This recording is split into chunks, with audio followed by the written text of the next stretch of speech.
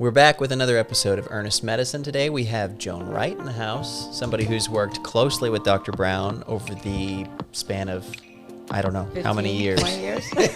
Oh, 15? God. Yeah. 15 I'm so or much so older years. than you, too. So. Not really.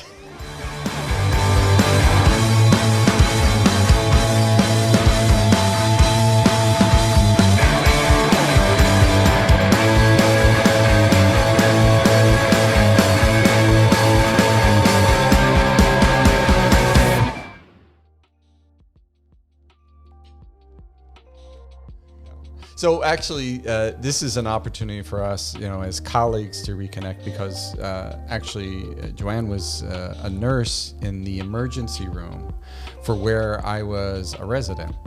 And every time you get called down as a resident to the emergency room, it can be a brutal experience depending on who you're interacting with. There are a few battle axes, I recall. Yeah. And this was at Providence Hospital, and I was with Georgetown Family Medicine. Mm-hmm. And you were always this nurse that was hovering around the ER in a state that was just kind of like, wow, look at her go, where and you could tell others were just a little bit not slower, but just you had a certain sense that you could feel that there was a purpose behind what you were doing. It wasn't just lackadaisical. Right.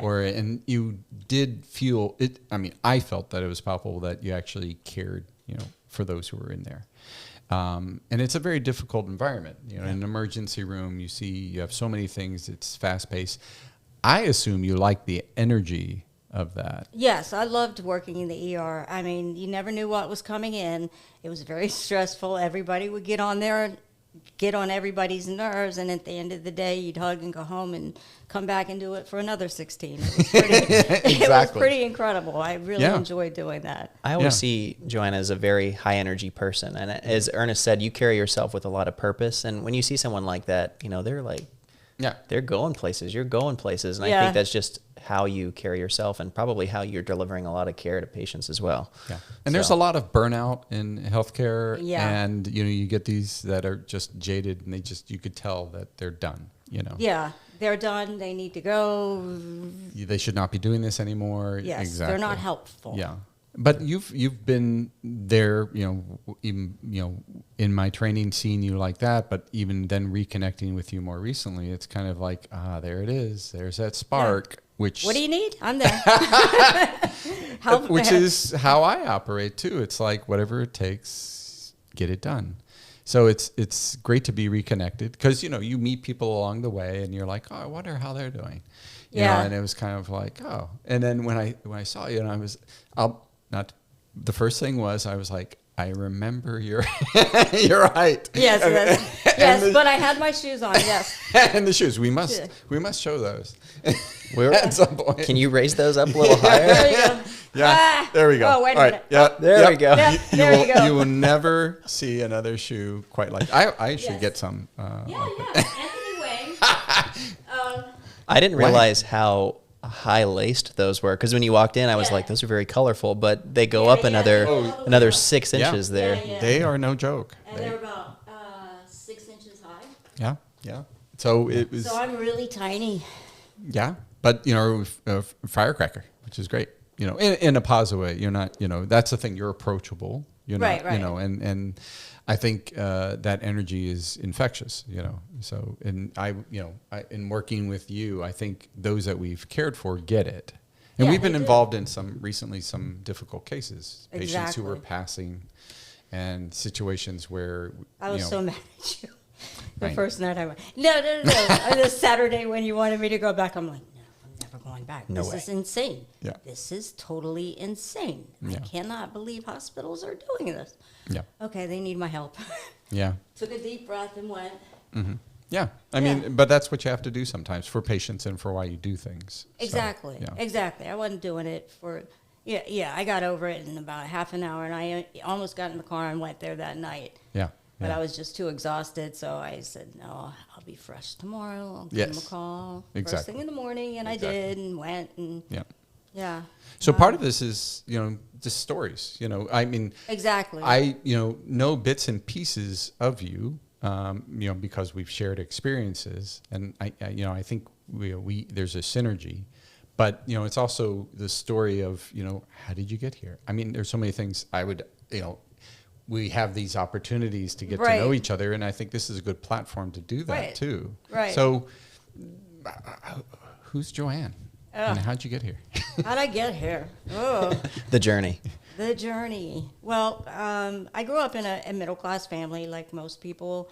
I did a lot of dance. I did a lot of gymnastics. I did a lot of sports. Where did you grow up? In Fort Washington. Oh, okay. Yeah, just south of D.C. Yeah. I knew a lot of political families. It was interesting times. And I went to high school. I went to Catholic school for 8 years. And everybody I went to Catholic school, we still connect. It's really, really nice. One time somebody couldn't reach me, and the gentleman was an artist, a very famous artist, and so they hung out at this coffee shop in Old Town. So he found out that he was my neighbor. He sent him to my door and said, "There's a Christmas party. She has to go."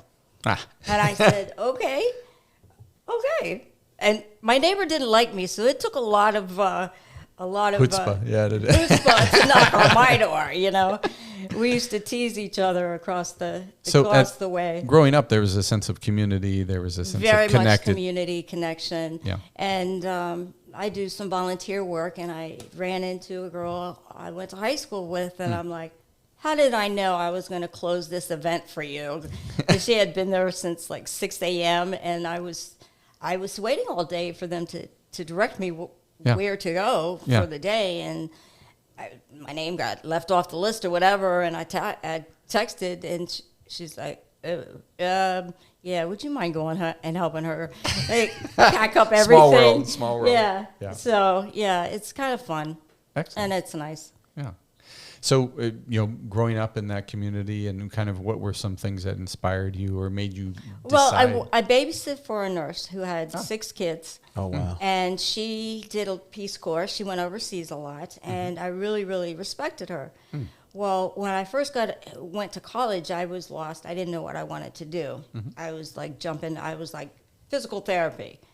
Yeah, right. I don't think I'll be lifting 250 people off the floor. That didn't pan out. So then in talking with her, and she was working at the time, the name of the hospital was Greater Southeast. And this was like the crack era. Yeah. And I'm like, I want to do something different. I think I want to go to nursing school. And she goes, "Absolutely. You'd be perfect in the ER, or some setting like that." And so I did. And I started out at Hospital Center. In 1991, I went through the critical care internship program, worked there for about 5 years, 5 or 6 years, went agency, so I didn't really have to be attached to any hospital. Although I got attached to hospitals, what can I say? I actually got attached to Greater Southeast for several years. And then one of the persons in the, director had gone to Providence. Okay. And then Satterwhite or Muhammad. Oh, okay, yeah. And then he saw me do agency in the ER once over there. I'm not going to lie. I think he actually filled out my application to come on staff because he was head of the ER at the time, the manager. I swear I reread it when I wanted to switch departments, and I'm like, doesn't sound like me. So that's how I ended up there. And then... and that's where we met, Providence. And that's where we met. Yeah. So in that period of time, that was, that would have been... early 2000s. Yeah. Yeah. Where have you been?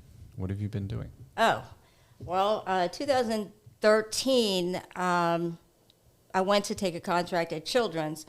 I really didn't like it. I had gotten maximum, I don't know how many vaccines they gave me. I kind of got sick. And then during that period also, I got Lyme's disease. Oh. And that kind of shut me down for about serious. 2 years. My mom, in this whole episode of 2012 to 2013 to about 2015. My son got married, bought a house. My mom, 3 days before the wedding, had a stroke. I had moved back home to take care of her. I tried to take a contract, but it's impossible when you're almost doing ICU at home. Yeah. She had a heart monitor that was going back to the hospital center. At one point, we ended up putting a pacer in her. And then my brother decided that he would take over. And so she's getting really good care in Alabama right now. So. Oh, good. That's good. Okay. Yeah. That's good. But for me to do a one-on-one and be in a house on a dead-end street and nobody coming by to check on me, to see how I'm doing, or, you know, I'm talking to the walls, I literally went nuts. Yeah. You know, to be honest. Plus, the Lymes, NIH wanted to follow me, but I couldn't leave her. I didn't have anybody to watch her, to go to NIH to get treatment that I probably should have had. And then we had long discussions, and they're reassuring me everything's normal that I was going through, but not being able to use my brain. And a lot of words would come out aphasic. I mean, it was pretty bad. Yeah. So here you are as a nurse, and now you are the patient. You know? Right. And I'm trying to figure out what I need to do to get better. I've always been into functional medicine and herbs and things like that. And so I basically, I did get the doxy, you know. I probably had one or two, and then I had some teeth issues after that. And so had more antibiotics. But basically, I would talk to other people, figure out what they took to get better, and then I enrolled in Institute for Integrative Nutrition. And basically, I did that to retrain my brain. My brain was so messed up, I couldn't think straight. From the Lyme's disease, From the Lyme's disease. Yeah. I had a friend, and this is after I went through the integrative nutrition, and I probably, for a normal person, it might have taken, I don't know. For me, I felt like I was taking twice as long to finish assignments and do things that I needed to do. But I would keep going over it, and I was determined to get an A out of the whole thing. And what it turns out to be at the end of the day is like Maryland University put the whole program in the Masters of Healthcare Management. Okay. So it was, I don't know how many credits, a lot of credits. So that got me onto the way to recovery, because then I learned what to eat, not eat.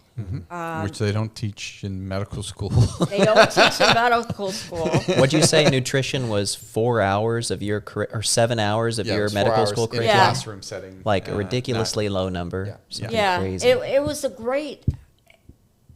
It was a great education, because I would be on the phone with my son, who's very, he's a personal trainer and a paramedic, and has always had a personal trainer that is a PhD in physical therapy, and he's just an amazing resource, right? So he taught my son all this, and in turn, I'd be like texting him, I don't like this doctor's way of thinking. This is crazy.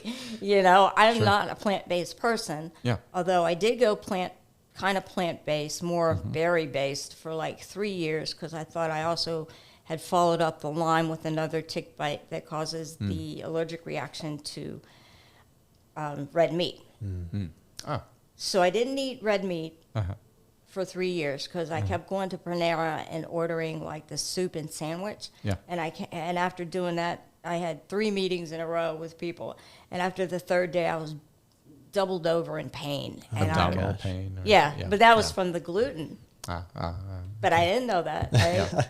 Well, that's part of the thing, is being a health professional, a nurse, and a physician, you know. We're patients too, and sometimes we have to go on our own journey to heal ourselves. Right. Even outside what we've been trained, you know. Right. And I'm very much about that Yeah. as well, because... Well, you do keto and you do fasting. I do keto and I do fasting. Yeah. So I always did the keto thing.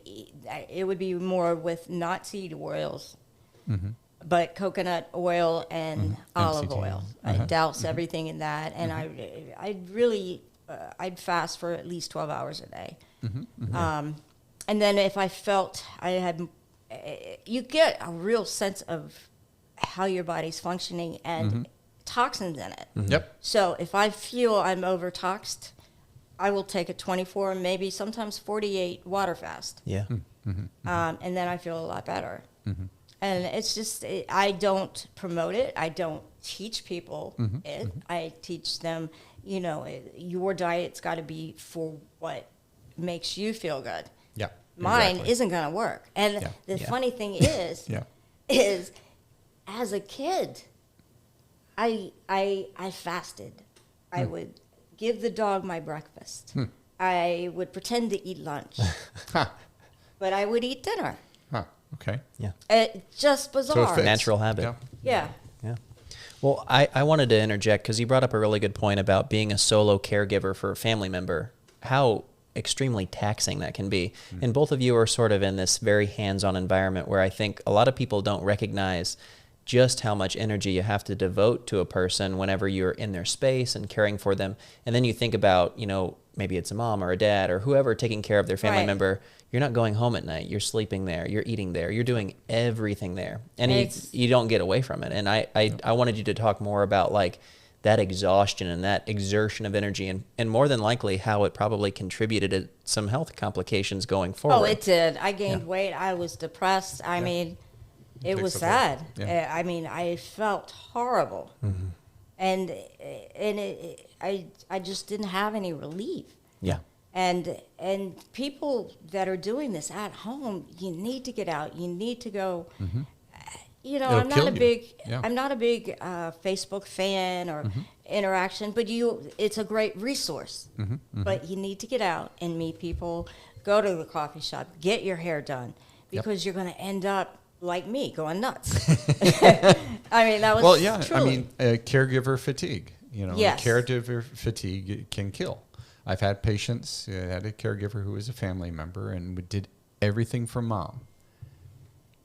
They had a heart attack and died. Yep.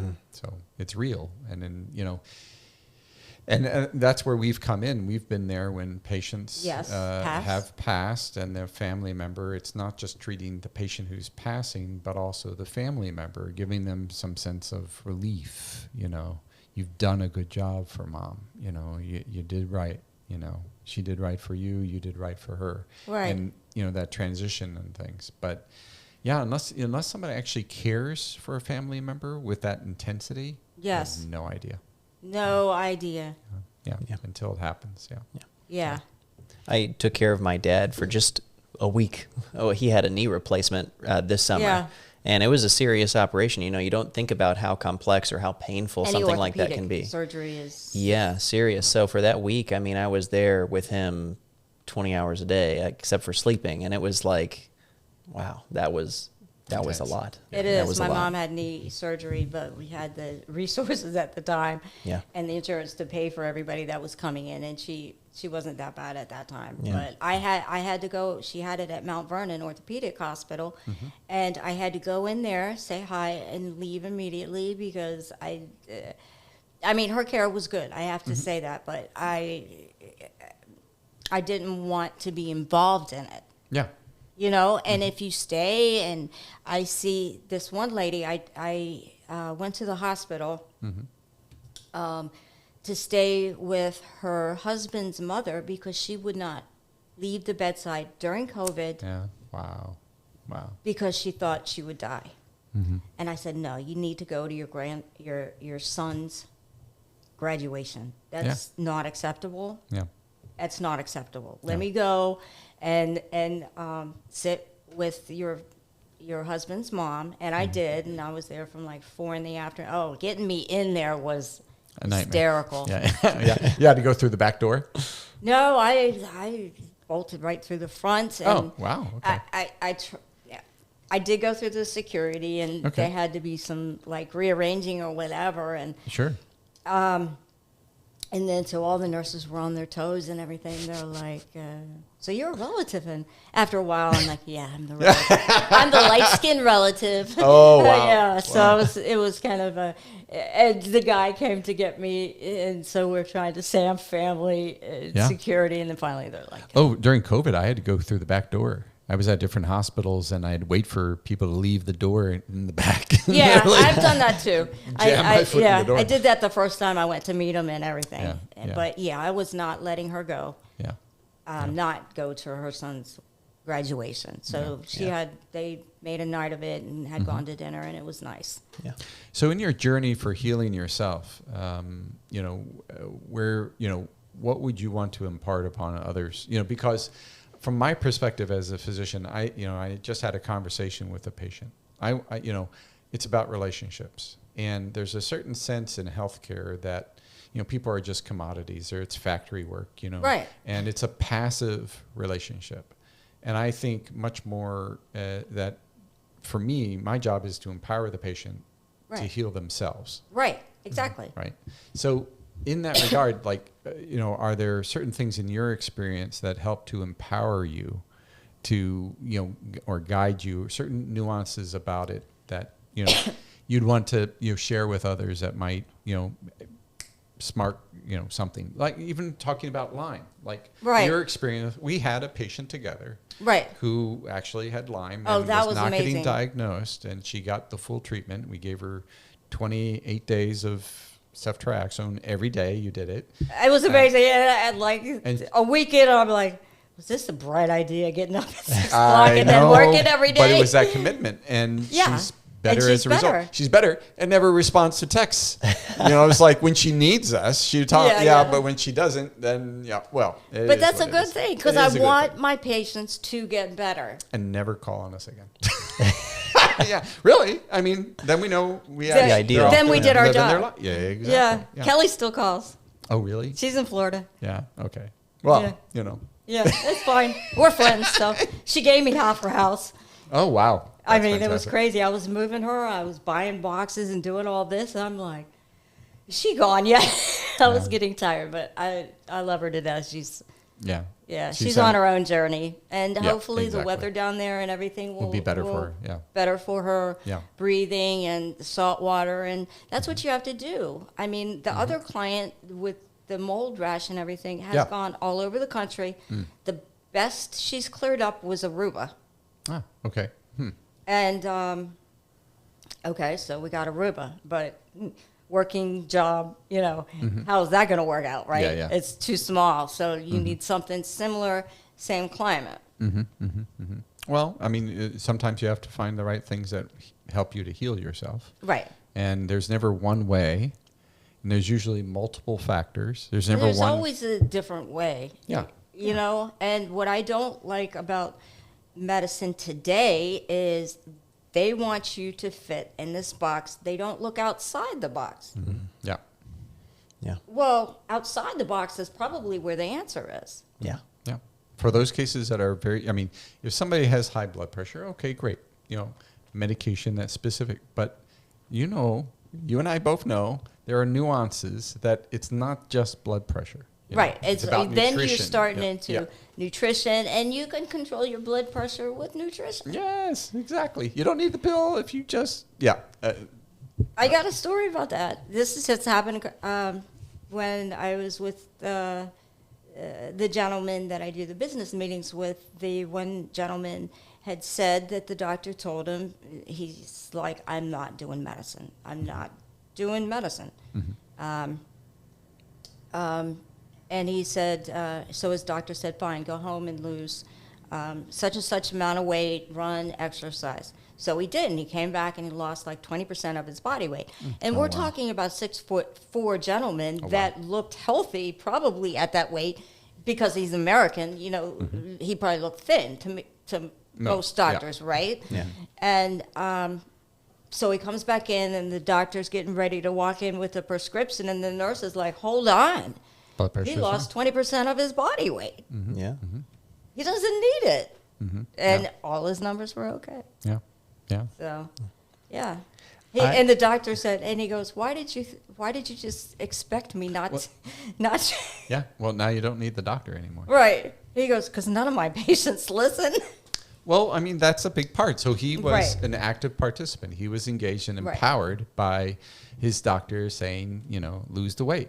And that's hard, no question, but that engagement, that empowerment is key to being healthy. You cannot be passive about your health because nobody else is going to live inside your body. Mm-hmm. Exactly. Nobody's going to do the things that are going to make you healthy unless you do it yourself. Mm-hmm. You'll get people like, somebody like a personal trainer or a nutritionist and those sorts of things. But it's up to you. Yeah. You still have to make the changes. Yeah, you can. And I by no means have a perfect diet because I still have an incredible sweet tooth.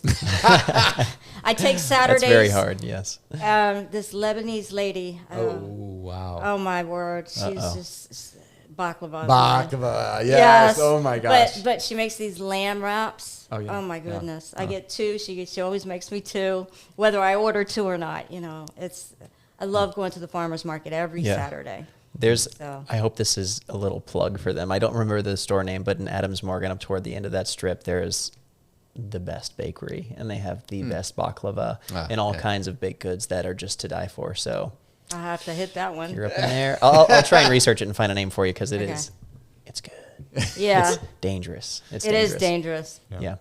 I wanted to ask a question that's sort of pointed toward both of you because I think that whenever you start to really specialize being a house call doctor, visiting patients in their homes, that sort of separates you from the larger medical community in a lot of ways. And I think it in some ways can be maybe an isolating factor where you might not have that camaraderie that you would have inside of like a hospital system or a medical facility. And I'm just, what does it mean to have another person, I mean, you're sitting 4 feet away from one another, being able to know that you have this person who's sort of in this fight with you, and what that looks like from somebody who's generally operating in a more independent manner. I'm very curious about how you feel emotionally about those kind of connections that you have with other professionals.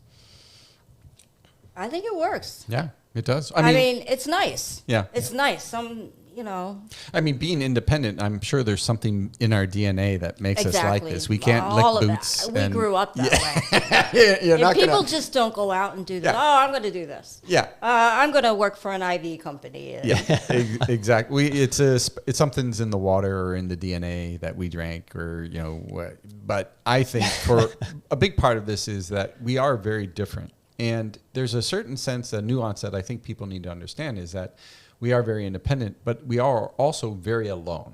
I would say one of the key features of this is you need to do this kind of work, you need to be comfortable being alone by yourself. Yeah. You can't because, when you work in a clinic or you work in a hospital, there's tons of people. Yeah, you get interactions. Feedback. Yeah, mostly toxic interactions. But when you're by yourself... They're interactions, though. They are interactions. And humans need interactions. And I do say that sometimes if I'm not actively engaged with a patient and, like, say the day's not as busy, then I kind of, not in a socially withdrawal, but I am in my own head. Yes. And sometimes getting the words out are a little bit harder, and after a while... In my own head. You just nailed it. I was like, I didn't have too much to do, like, Monday, and I was like...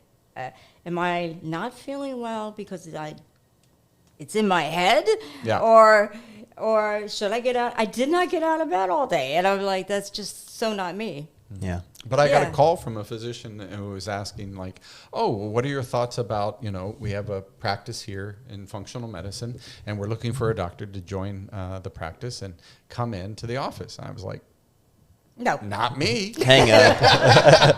Because I was like, well, it's kind of claustrophobic, and then it's kind of like when I used to do research. When I did research, I loved tinkering on things, but the thought that I'd have to be in the same laboratory with the same 4 people for years drove me bonkers. The thought of having to operate in that kind of capacity. So I like getting out, and I can change the day at a moment's notice. Right. Yep. Exactly. Yeah. So it's, where I am, it is grueling. It is lonely in a sense. It is lonely. Yeah. But the interactions with the patients and their families. We just pour it into them. They don't know that. They know. Yes. They're our therapy. Because we're like, My client last night, right? So I go into the house and, she uses us 2 and 3 times a week. But anyway, so I piled in and I said, I was wondering where my peeps were because I wasn't feeling good. My body was aching.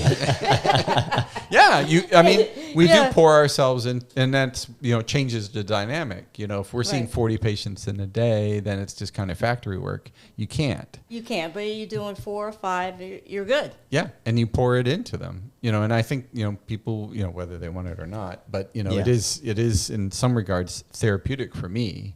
Yes. I would say if I didn't have patients in my life, I probably would be horrifically depressed. I know I would. I would. I'd be like, nurses generally are always trying to fix something or somebody. Mm-hmm.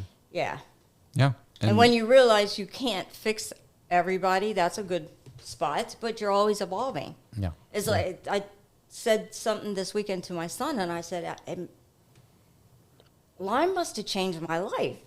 I mean, I was always kind of haphazard and always for a purpose. But, in doing so, I would forget to do this, or he would be paying the bills, or, the cable would be cut off. Well, pay it then, And he's like 10 or 11, but he knew how to do it all. Hey. And when I got ill in 2006 and went to the hospital, he took me, and they were like, oh, I see the dynamic now. Your son raised you. Oh, wow. Yeah. Hey. And it's very true. It's very true. Yeah. So that aspect. And he said, he goes, well, something did. I don't know, but it's a good thing. I wanted to ask on our first interaction, you talked about your son and his fitness journey, because it sounds like he's very much into he's a bodybuilding beast. and strength training. What has that been like to witness? I have to ask, what's his stature? Oh, okay. He's 5. Okay. 5'9". Okay. All right. Yeah. About 5'9", I'm sure he weighs about 160 now. Oh, okay. Yeah. When he competed, I think that's a good height for a lot of physique competitors and people like that. Yeah, it is. He's competitive. He won the NPC 2007. That's serious. That's a big name. Teen and collegiate for bodybuilding. Yeah. Oh, wow. Nationals. And then 6 months later, he gained 30 pounds, 40 pounds. The bulk. To powerlift in a world's powerlifting competition. And he deadlifted 550, I think. But he didn't win. The guy from Texas won, and I don't have any problem with that guy from Texas winning because he was a beast. Yeah. A lot of weight. Once you get to that level, wow. Yeah. Ton of weight.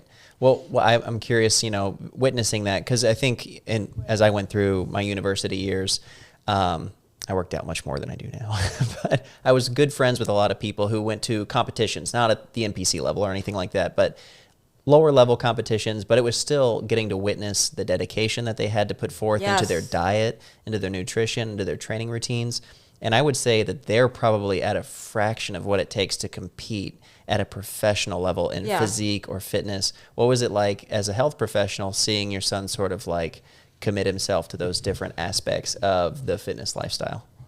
Well, when he was 16, he decided, he said, he always watched me from the time he was in diapers at the gym. They had a little kiddie place for them, right? So he always watched me work out with professionals. I see. I was deadlifting and squatting. I was leg pressing 900 pounds, and there would be a ring around me. Okay, and the girl that competed professionally that I worked out twice a day, every day with. Wow. Her name was Kathy Roberts, and she was an incredible athlete. She was number 6 in the world in powerlifting. One of my best friends, Sandy, her brother runs a gym in Pennsylvania. His name is Mark Chalet. He was ranked in the top 10 as well all his life. Gosh. And so when he started getting into the bodybuilding and was in personal training, he went to a meet and saw Kathy. Okay, yeah. She saw the name and she goes, "You're JoJo's son?" Yeah. Is that a problem? Yeah. He didn't really remember her, right? Yeah, sure. And we used to go to the pool and stuff together, but he was like 3, 4, whatever. And she called me on the phone. She literally cussed me out. because I wasn't there. It was his first competition. Oh. And he won. Oh. Yeah. Wow. So from then on, I did go to him. Yeah. Huh. That's fascinating. Maybe he'll open his own gym. Who, my son? Yeah. Oh, I'm sure he will eventually. Yeah.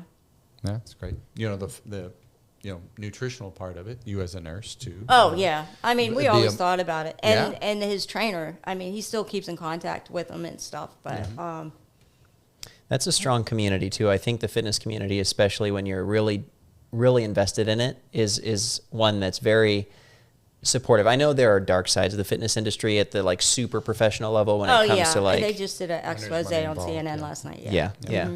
But I think at the lower level, especially for people who are just more like fitness enthusiasts or weekend warriors, people like that, that's a good group of folks to be in, you know? Yeah. I mean, it's better than hitting the bar 3 or 4 times a week. You know? Right. I mean, yeah, I would prefer him with his trainer buddies, because I knew they wouldn't go out and drink heavily or whatever, than his college buddies, because that I'm kind of I'm sleeping, but not. My son. One of his guys he went to high school with, okay, I went out to his house.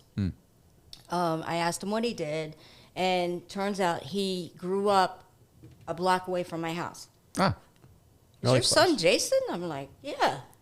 Actually. Like, why? You know? He asked what he was doing and whatnot. And this gentleman was also raised by a mom that was a nurse, single mother. And he went on to franchise Home Doc. So he was the original owner of Home Doc. How fix up a house or whatever. Yeah. So now he's a multimillionaire and whatnot. Yeah. And he said to me, and it really touched me, because I don't remember, my house was like kids in and out all day long, right? I don't remember this guy. I'm sure his mother gave a real tight, you know. I was not a helicopter mom, you know. Because I for some reason, I always felt he was smart enough to know better. And when he'd get in trouble, he would, you know, he knew it. Yep. Yeah. He'd figure it out. And unless you let your kids figure it out, then they won't. They're going to continue. Yep. So, yeah. So he said, out of all the boys that we hung out with, walked to school with, and what, I always knew he would be okay. Okay. And I was like, wow. That's great. Yeah.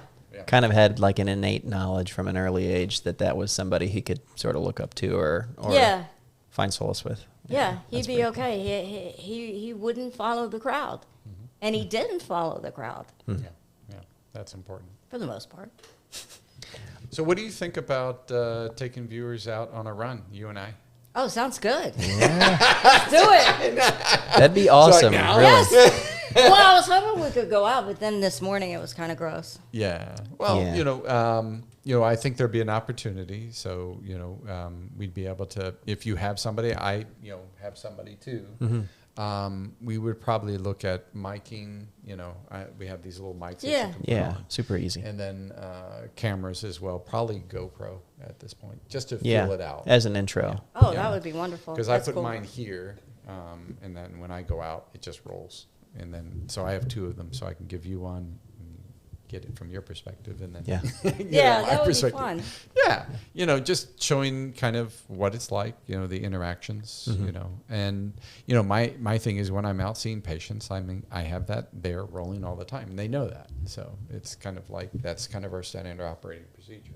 So it'd be good to share that with others as we go out.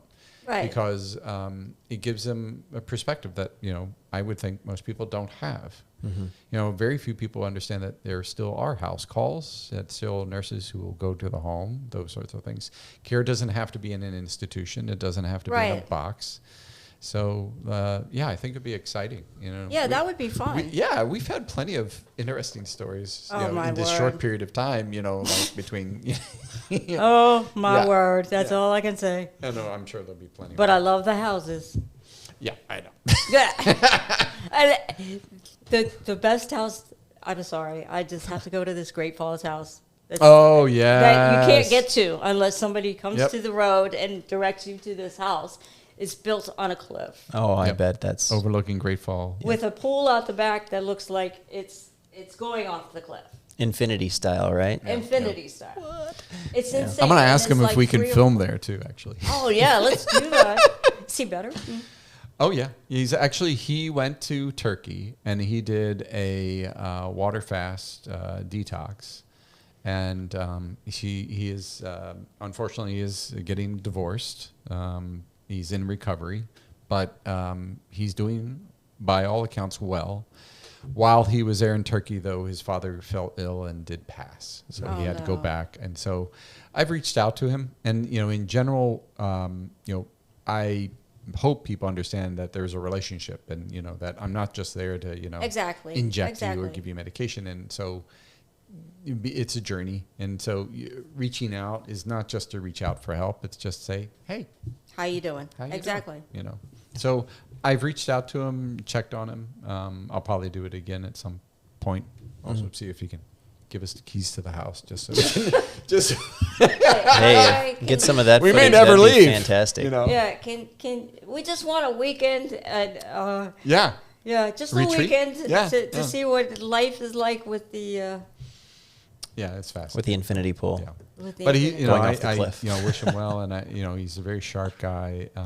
Certainly has so much that he can have going. Yeah. He just needs to find purpose and move, keep it moving forward. He will. He's a very focused person. Yeah, he's gifted, and sometimes when you're gifted, you're tortured. And I think that's a part of it for him. You're very tortured when you're gifted, and others don't get it, so you kind of I think his journey, I would hope, and if he reaches out, I'm here to help him, and I hope he understands that. So, it would be great to get out on a house call. Yeah. I wanted to say thanks, first of all, because you've been very forthcoming with potential story leads. And that's, it's hard to find. It's a conversation every single time. Who can you communicate with to say, we have this initiative. We want to educate people on what house calls look like and why they're still valid in, the 21st century. And you've offered up like 3 or 4 leads for us already. And I'm excited to kind of push those and go out and collect that. Me too. Story. They get text every day. I said, I'm doing it tonight, so you're next. So tell us about West Virginia, the story in West Virginia. There's something in Harper's Ferry, right? Oh my goodness. I see them every Saturday because I just love them to death. Anyway, the gentleman's name is, he was an Iraqi veteran. Mm-hmm. He came home and bought an 80-acre farm, and he has all kinds of vegetables and whatnot, and goes to farmers markets. He's the biggest vendor at the Old Town Farmers Market, and Old Town's Farmers Market's probably been there about 80 years, at least, right? So I've heard great things about that. That's saying something right there. But then he developed a way to process hemp. And hemp oils for CBD, CBG, CBD and CBG, with minimal THC. So with Dr. Brown's I've been able to help patients in passing, soon passing, and bring them stuff to help them with their pain or whatnot. And most people that take their products say that they don't. It's amazing because there's no harmful chemicals in it. And his products are about the purest I've ever seen. And so this then opens up the door. So I'm going to tell you, I've been suffering from horrific insomnia. So I can't stay asleep. It's been bothering me now for over a month, and it's winding me into the ground. So I'm looking at different things to kind of, and nothing ever gets fixed, and there's no magic pill. No, there's not. It's a process. But part of that would be discussion about, using a product like CBD. So part of that would open up the discussion that, okay, I need to get myself healthy again because I can't keep doing this. I'll describe it as I'm able to go to sleep. I fall asleep exhausted, right? 3:30 in the morning, bang, I'm up. You're up. Yeah. And I cannot go back to sleep. Yeah. And I'm just like... I do that sometimes. I cycle. Yeah. Sometimes I can sleep really good. I'm not like this. I'm like, I'll sleep. My biological clock was exactly 7:30 to 8 every morning.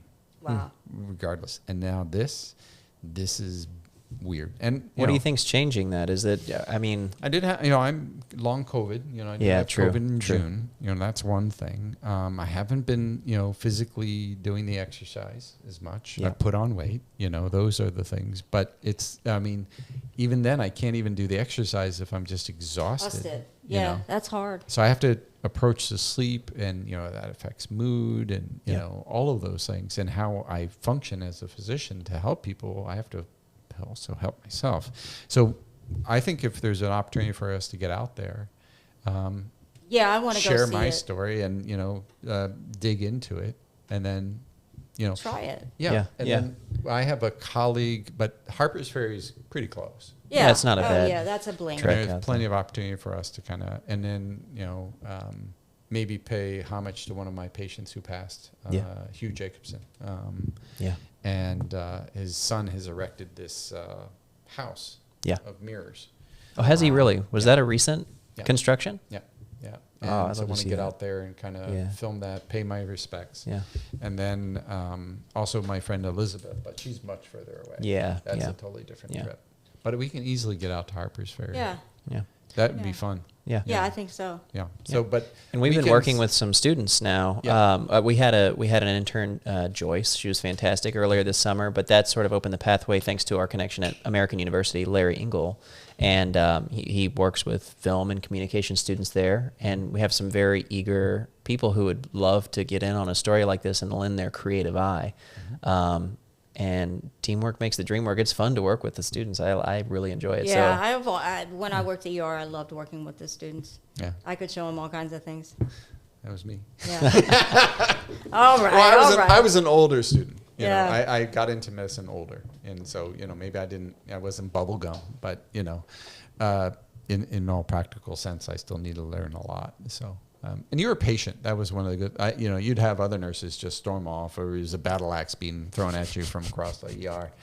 Like, I didn't ask for that. And I sympathized with them because it was a lot. But you were just zip around. You need what? Yeah. What? that was me for sure. To a T. And hasn't changed much. Oh my word. Yes. Joanne. Yeah. Good well. times.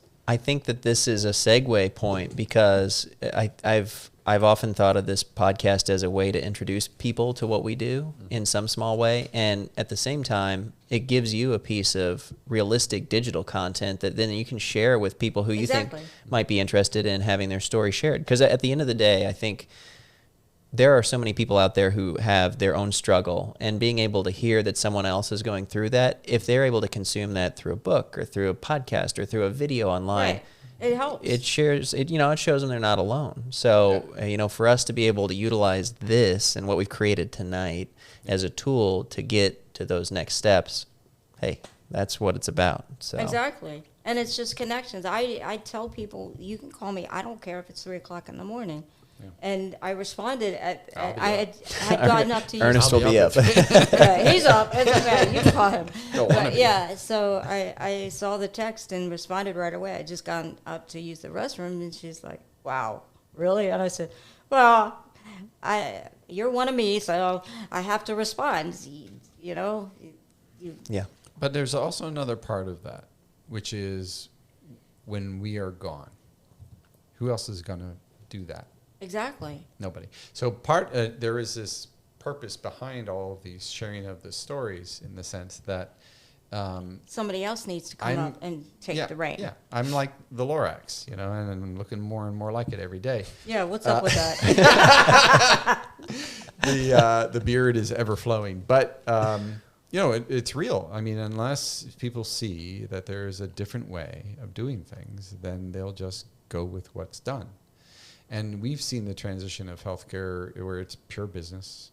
It's just one business. I mean, You specialize in IV therapy, and there are so many IV businesses owned by business people, not clinicians. Right. And they're looking for the dollar, and some of them are double charging. And Yep. And we were involved in a case, and they were quoting this woman, and it was insane what they were quoting her, and it was just like, okay. But that's what happens when business. I don't fault business people into getting into this. They saw an opportunity and they get it, and I cannot fault them. But you know. And then they make the franchises, and then they're all over. And then but it doesn't change anything. No, and it kind of makes it bad because one girl tried to call an IV place for her mom in Alabama, and I was there. Okay, so she's trying to make arrangements to get them there. So she made the original appointment online, not a problem.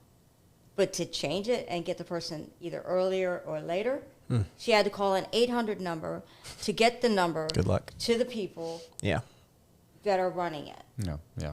And then the other company that is kind of a weird business model is IV Doc. Mm-hmm.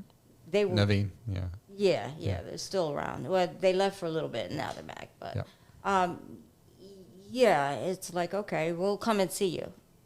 All right, now you got to wait 20 minutes to find out what the doctor will order. Mm-hmm. Mm-hmm. Yeah. Okay, that wouldn't cut it's it for me. It's franchise, it's business. You know. Yeah. And I've been given opportunities to franchise, and I'm like, no, I don't want to do that. No. Because I have to know that there's a purpose. And, you know, me, I'm not going to just give an IV. I'm like, there's got to be a reason for it. You know, it's not just... do everything possible not to. It has to come with a clinical, not a business, you know. Oh, yeah, I'll keep adding these. You can upcharge the patient for these additives, you know. You know, it's like, okay, whatever, you know. Yeah. Yeah. Well, great. Yeah. Thanks. You know, next time we'll be out in the field. You know, sounds like all fun. mic'd up and go. Let's go. And really, I think I just want to push it because these stories, when we're out, it's not a super complex thing. Like we've done interviews in all over the country at this point, honestly. Right. And the best ones are usually very guerrilla style. You know, it's like one or two cameras, and you just capture what's there. And now with working with these students at American, we've got some people in the post-production side of things where we can just, hey, here's this footage, here's this storyline, let's do it. And that's a dream. So whenever you have some different eyes on different parts of it, you can really get creative with what you're doing. So exactly, when people have different opinions on and how to solve something or not. Yeah, and it's the body of work over time. We get the content out there, people look at it, and you know they want to contribute to it. It grows. It's a grassroots movement in a sense. Right. There's an intention behind this. It's not just to get on social media. No. Because the ones, the clients that I want to present, the main reason is no one's fixed them. Yeah. They're so disarray. They have 8 doctors and nobody can make them comfortable. Yeah. Something's wrong with that system. Oh yeah, very much. Yeah. You know, no one should have to live like that every day, having massive allergic reactions. Mm-hmm. And this is why we want to go to other countries and also see how they do it there, because you know they're. Okay, I got the Turkey connection. My girlfriend's flying in today from Turkey. Is she Turkish? Yeah, no, she lived over there for many years growing up. Mm-hmm. So she was supposed to make it in today. You don't have Turkish. Yes, I know. Oh, okay, That's why I said that. Okay. Yeah. That's why I said that. Yeah. Because she was supposed to come in this morning. I was supposed to go see her, but that didn't happen. So I'm going to meet up this weekend because the planes were delayed or whatever. But when she went to Turkey, she went to see her old docs, got blood drawn, got their opinion. You know, she's getting good care at Georgetown right now. So I'm very thankful for that. But yeah, it costs $60 for a blood draw and to run all the labs that you possibly want. Yeah. And of course, you know, they're not going to be good here, so she'll have to go to Georgetown when she comes back and redo it. But they're talking about a concierge travel medicine. medicine. Yeah. Oh, so she's thinking of starting one there? Yes.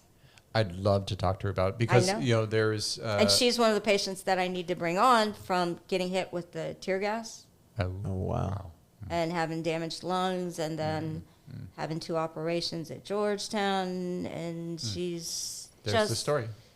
Yeah, she's got a story. All right. There we go. Let us know. And we've been, really trying to push for the turkey thing. We've been even in contact with the Minister of Health there. She's got all the connections. And so, because she worked in the health industry while she was there for a while. Yeah. This is how things happen. This is how it comes together. Yeah. So, ideas. Yeah. There we go. Cool. All right. Well, folks. I gotta go see a patient. Ernest is out the door. Joanne's out the door. Thanks for tuning in for our episode. Oh, you didn't hear that. Of Earnest Medicine. Oh.